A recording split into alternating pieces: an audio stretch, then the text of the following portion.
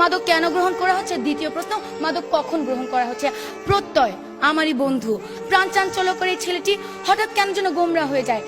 পিতামাতার বিবাহ বিচ্ছেদের বিষয়টি সে কোনোভাবে মেনে নিতে না পেরে মাদকাসক্ত হয়েছে।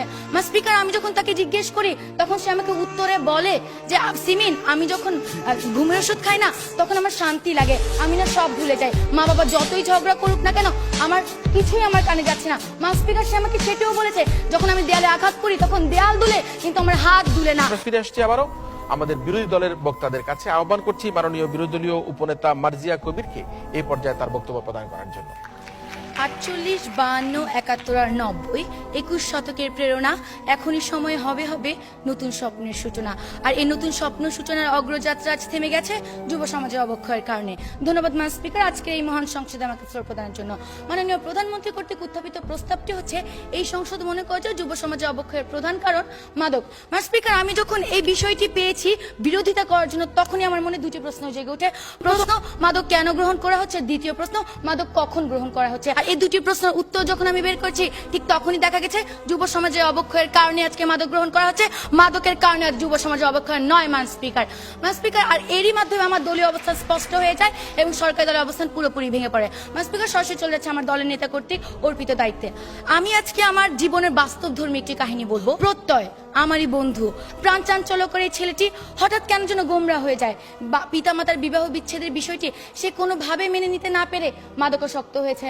স্পিকার, আমি যখন তাকে জিজ্ঞেস করি তখন সে আমাকে উত্তরে বলে যে সিমিন, আমি যখন ঘুমের ওষুধ খাই না তখন আমার শান্তি লাগে, আমি না সব ভুলে যাই। মা বাবা যতই ঝগড়া করুক না কেন আমার কিছুই আমার কানে যাচ্ছে না। স্পিকার, সে আমাকে সেটাও বলেছে যখন আমি দেয়ালে আঘাত করি তখন দেয়াল দুলে কিন্তু আমার হাত দুলে না। স্পিকার, এই ক্ষেত্রে যে ভালোবাসা তার পিতামাতার কাছ থেকে পাওয়ার কথা ছিল সেই শান্তি নাকি সে মাদকের কাছ থেকে পাচ্ছে। আর এই ক্ষেত্রে যদি মাদকাসক্তি প্রধান কারণ হয় তাহলে কেন সচেতন পরিবারের একজন সদস্য হয়ে আপনি মাদক গ্রহণ করছেন না? প্রশ্ন রয়ে গেল জাতির এই মহান সংসদে, প্রশ্ন রয়ে স্পিকার সরকারি দলের কাছে। স্পিকার, আজকে লক্ষ্য করুন আমাদের দেশে 24.5% যে ছেলে মেয়ে রয়েছে তারা ইচ্ছার বশে পড়ে মাদক গ্রহণ করছে। এখন তাদের কথা হচ্ছে তারা হচ্ছে এক্সেপশনাল, আর আমরা সকলে জানি exceptional is never be called normal. মান স্পিকার, লক্ষ্য করুন আজকে পরিবার থেকে যে মাননীয় বিরোধী দলনেতা একটুখানি যে প্রশ্নটি নিয়ে আমরা আপনি আপনার পারিবারিক একজন মানুষের উদাহরণ দিয়ে পুরো বাংলাদেশের সকল যুবকদের উদাহরণ আপনি তুলে ধরতে পারেন না। স্পিকার, আপনি একজন মানুষের মাদকাসক্তের কারণ নিয়ে পুরো বাংলাদেশের প্রত্যেকটি যুব সমাজের অবক্ষয়ের জন্য মাদকাসক্তি মাননীয় স্পিকার, কোথায় একজনের মাদকাসক্তি নিয়ে আমরা কোথায় উদাহরণ তুলে ধরেছি? তাহলে আজকে আপনি বলে যাবেন যে আজকে যে অবক্ষয়গুলো ঘটছে সেই অবক্ষয়ের মধ্যে যদি আমরা মাদককে উঠিয়ে দিই যুব সমাজে কি আর কখনো অবক্ষয় ঘটবে না? আর যখন মাদক ছিল না তখন কি যুব সমাজে অবক্ষয় ঘটেনি? আচ্ছা করে অবশ্যই উত্তর দিয়ে যাবেন। মাননীয় স্পিকার, পয়েন্ট অফ ইনফরমেশন, যখন মাদক ছিল না তখন অবক্ষয়ের মাত্রা এত ছিল না। দিনে দিনে মাদকের সহজলভ্যতা এবং মাদকের পরিমাণ দিন দিন বৃদ্ধি পাচ্ছে। শেষে এখন এই জন্যই আমাদেরকে আমরা সেই ব্যাখ্যায় পরে যাব। মাননীয় সংসদ নেতা আসুন আপনার বক্তব্য প্রদান করুন। স্পিকার, পরিবার, a strong family bondage is a precondition for a successful social administration. পরিবার থেকে একটি সন্তান সামাজিক নৈতিক মূল্যবোধ শিখে, কিন্তু আজকে এই সন্তানরা পরিবার থেকে সেই সামাজিক নৈতিক মূল্যবোধ শিক্ষা পাচ্ছে কি? স্পিকার, প্রশ্ন রয়ে গেল সরকারি দলের কাছে। স্পিকার, আজকে ঐশী হচ্ছে বর্তমানে আলোচিত একটি নাম, কিন্তু ঐশীর নৈতিক অবক্ষয় কখন ঘটেছে? যখন সে দেখেছে তার পিতা অবৈধ উপায়ে অর্থ উপার্জন করছে, ঠিক তখন ঘটেছে যখন দেখেছে তার পিতামাতা তারই ব্যাপারে অসচেতন। আর সেই নৈতিক অবক্ষয় তাকে ঠেলে নিয়ে গেছে মাদকের কাছে, মাদক তাকে সেই নৈতিক অবক্ষয়ের দিকে ঠেলে নেয়নি। স্পিকার, আজকে লক্ষ্য করুন যে আজকে শিক্ষাই জাতির মেরুদণ্ড। আর কতটুকু নৈতিকতার বিসর্জন দিলে আজকে আমাদের বাংলাদেশের সর্বোচ্চ বিদ্যাপীঠ ঢাকা ইউনিভার্সিটির কয়েকটি প্রাঙ্গণ আজ পরিণত হয়েছে গাদার আস্তানায়। স্পিকার, আর কত নৈতিকতার বিসর্জন দিলে আপনারা স্বীকার করবেন যে যুব সমাজের অবক্ষয়ের প্রধান কারণ কখনোই মাদক নয়? স্পিকার, আজকে যখন আমরা আরেকটা প্রশ্ন নেই, শেষ প্রশ্ন। জি, একজন বিবেকবান বিবেক সম্পন্ন মানুষ কি ইচ্ছা করে নিজের সচেতন জ্ঞানে সে কি সমাজের অবক্ষয় ঘটাবে? স্পিকার, প্রশ্নটি খুবই হাস্যকর। আমরা তো আজকে সেটাই বলছি, একটি সচেতন মানুষ কখনো মাদক গ্রহণ করছে না।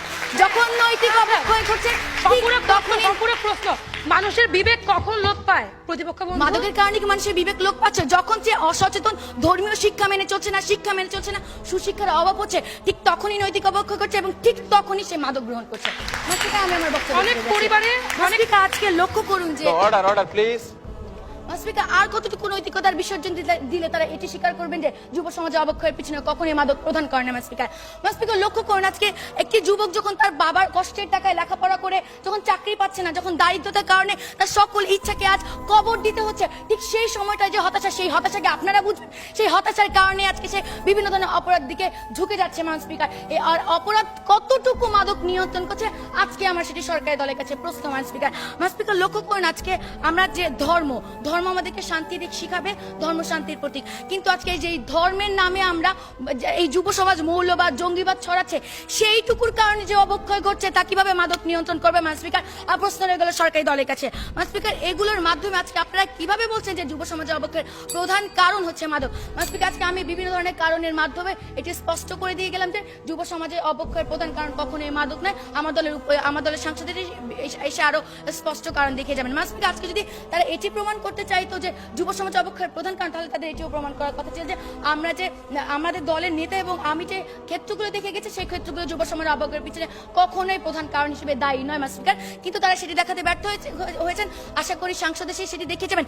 যদি সেটি দেখাতে না পারেন, তাহলে আজকের এই মঞ্চের প্রত্যেকটি মানুষ মানতে বাধ্য, যুব সমাজের অবক্ষয়ের পিছনে প্রধান কারণ কখনোই মাদক নয়। আজকে নৈতিক অবক্ষয়ের কারণে, পারিবারিক অসচেতনতার কারণে অবক্ষয় ঘটছে এবং সেই অবক্ষয় তাকে নিয়ে যাচ্ছে মাদকের দিকে। মান স্পিকার, আজকে তাদের কথা শুনে মনে হচ্ছে যে তাদেরকে যদি কেউ ইট ছুঁড়ে মারে, তারা তাদের বিপরীতে ফুল ছুঁড়ে মারবে, কিন্তু সেই ফুলের সাথে যে টপটি থাকবে সেটি তারা আজকে অস্বীকার করে যাচ্ছে। মান স্পিকার, আজকে তারা তিনজন চোখ বন্ধ করে রাখতে পারে, কিন্তু এই 16 কোটি বাঙালির সাথে আপনার চোখটিও খোলা আছে মান স্পিকার।